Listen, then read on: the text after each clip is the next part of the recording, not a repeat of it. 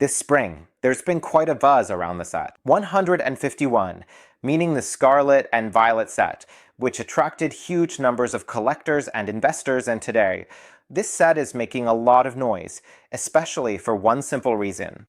It's slowly falling out of the so-called reprint window, which in short, means that we shouldn't expect any more restocks. And today, I'll tell you exactly why this is great news for those who already own these products. 151. An expansion that's absolutely crucial from the perspective of the current state of the whole franchise. It was released in 2023, first as a Japanese set, then in English. It was received with great enthusiasm, primarily by the audience. Finally, we had Kanto, the region that, well, obviously has the most nostalgia. The 90s generation basically grew up with these Pokémon. They had the chance to collect as part of a set with beautiful cards. I don't actually have many of these cards myself. They're also doing quite well now. I had the pleasure of opening a Blastoise, for example. Really, the illustrations, the special illustration rares. In this expansion, everything was just right. We even had very friendly pull rates. It wasn't that hard to pull those SIR illustrations, which is why this expansion, well, I think you could say it had absolutely no haters. Everyone liked the fact that the Pokémon Company is basically returning in a big way to those untapped fans from years ago, trying to offer them something new, or maybe even for their children. But what really contributed significantly to the success of 151 was also the phenomenal balance between the supply, which was very solid. The Pokémon Company made sure there was plenty of product, especially at launch and in the first few months after release. There was actually a lot of product, and for many months prices stayed around the suggested MSRP. And although it's absolutely hard to imagine today when we think of such a phenomenal set and when we have that muscle memory, encoded with how it looked.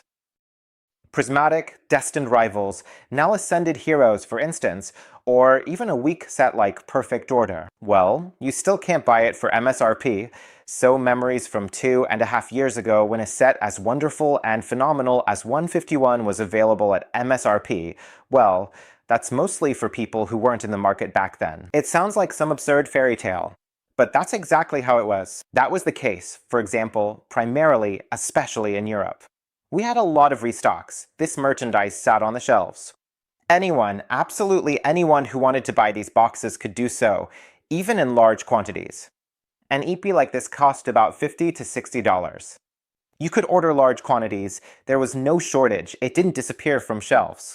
And nobody really, back then, probably thought about the collector's aspect, the investment side. It just gave 151 gave the impression of an expansion well planned for collectors and investors, and one that would hit the market in just the right amount.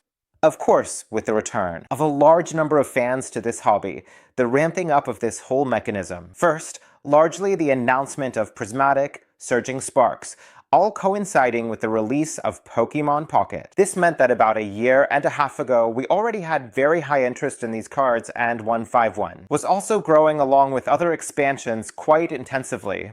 Even though this product, despite the fact that it moved away from that MSRP relatively quickly, it was still available for a long time at relatively attractive prices. In the first wave of 151, I only got a symbolic amount. I managed to buy just one EP, but I was making quite large stockpiles 1.5 years ago. Why? Because even though the first waves were generous, as you might say, well, the Pokémon Company was perfectly aware of how desirable and attractive this set is, releasing, among other things, a very large number of bundles onto the market.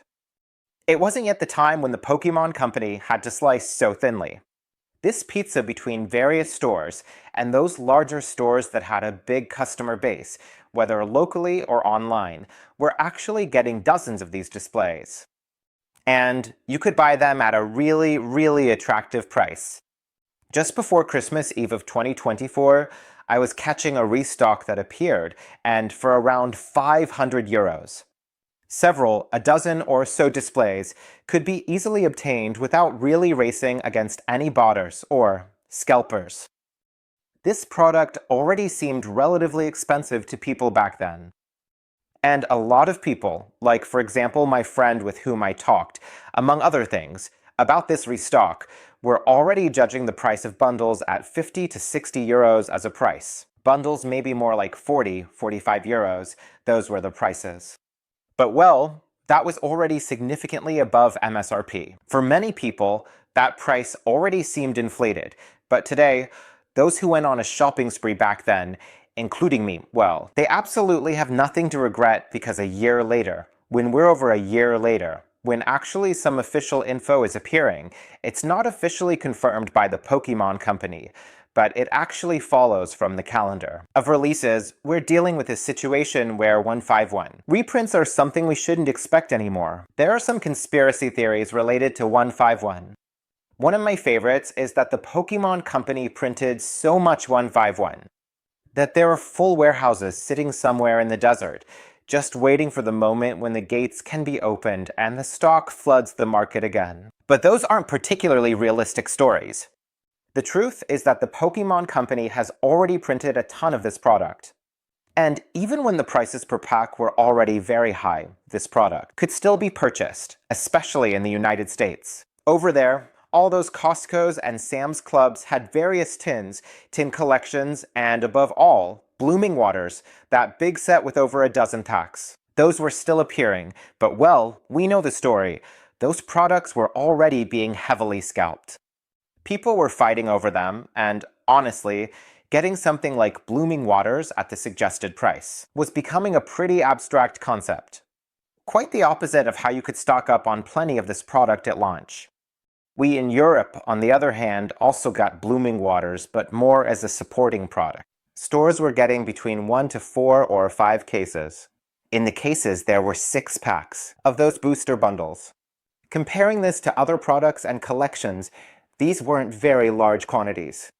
It was also a premium product that actually went to the largest stores and the best distribution partners. This is also understandable, as it's a product that a distributor, a wholesaler, is able to use to support long-term partners. And it's well known that such a product ends up there. But the key thing is that these were relatively small amounts to Poland, as well as Scandinavia and Spain. To my knowledge, a very large batch appeared last year. It was around summer, especially in Scandinavia, a large number of bundles appeared, then also Poland and Spain. It was somewhat, to my knowledge, a proactive response from the Pokémon Company to significant product shortages last year. Especially after those releases of Prismatic, Destiny Rivals, those releases were actually stores. Often even League stores received ridiculous amounts of stock, and they had a hard time meeting the demand. Specifically, those 151 bundles and Prismatic, which were appearing then, were a remedy for those problems, aiming to somehow satisfy the needs of stores as well as players and the community. But those bundles, in reality, well, they significantly lowered the price when they hit the market, but that price was already high for many people. If we look at a display like this, I remember that before the reprint, the price of such a display was about 800 euros. At the moment when those very, very large reprints appeared, and we're talking about tens of thousands of bundles appearing in Europe, so at some point, the price of these displays dropped to around 500, 550 euros. And that was absolutely the low point of last year and the best opportunity to stock up on this product. Many people didn't take advantage of it, which is a shame, because if someone specifically wants to put something away on their shelf, waiting, I don't know, for retirement, or holding on to it in any way so that it could be traded in a collection for something cooler in the future, it's really hard to imagine anything better than the 151 bundle display. An absolutely phenomenal product where we didn't have a booster box, and these booster bundles are really, well, maybe except for the Pokemon Center Elite Trainer box, which I don't have. Unfortunately, well, those booster bundles, especially in the display boxes, were an absolutely phenomenal product. Then, some tins also started appearing. There was some speculation about those tins, where they actually come from, or came from. Right before the holidays, we had one more batch of cans released in Europe. As far as I know, These tins just showed up simply and solely because the Pokémon Company had some extra packs that are actually hard to package in anything else and having. The raw materials for these tins, right, meaning the packaging, displays, cardboard, they put together some more of these tins and they hit the European market in small quantities. However, it was probably already a farewell to the set. And even though some small amounts might still pop up here and there, for the most part, I think we should probably be asking ourselves today what kind of future lies ahead. So, let me share my opinion with you. In my opinion, right now, 151, especially when we're talking so much about exiting the reprint window, the moment when the secondary market takes full control, it might be a short-term peak for this product. Why? Because right now, it's simply the most talked about set, the one most people have realized what it actually is. And they're willing to pay really good money for it. However, over the next 2 or 3 years, I don't think the situation will change drastically, because I believe that the dropping hype and popularity of this product will be somewhat balanced out by the decreasing supply of it. And there's still quite a lot of this product around, since a lot of people have actually managed to stash away pretty decent amounts. So, for the next 2 or 3 years, I don't really expect any major fluctuations. For 151, but rather a calm and steady growth. And finally, one last question comes up. Would I buy 151 today? Knowing the history of this product, where we are now, and what we know about the market of Pokemon, as one that's definitely growing and building more interest, is it worth buying these boxes?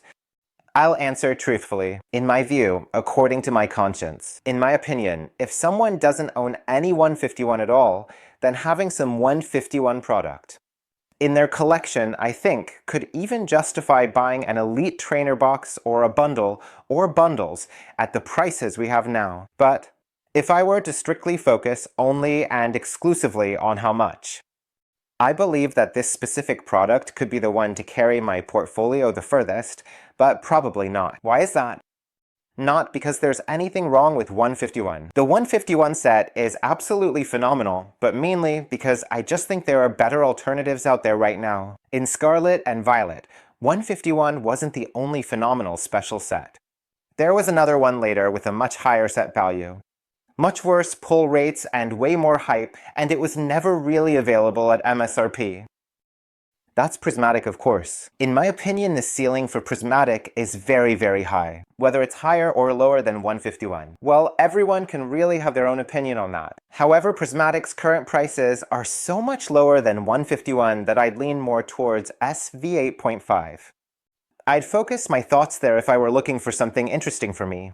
Alright, so what do you guys think about 151? Did you manage to get in on the release of this expansion? Were you able to buy anything as an investment? Or maybe you opened some for your collection and got some great hits. What are your expectations for the future of 151? And most importantly, what's your opinion on whether 151 or Prismatic will go down in history as the best holiday set of this era? Let me know in the comments. See you soon.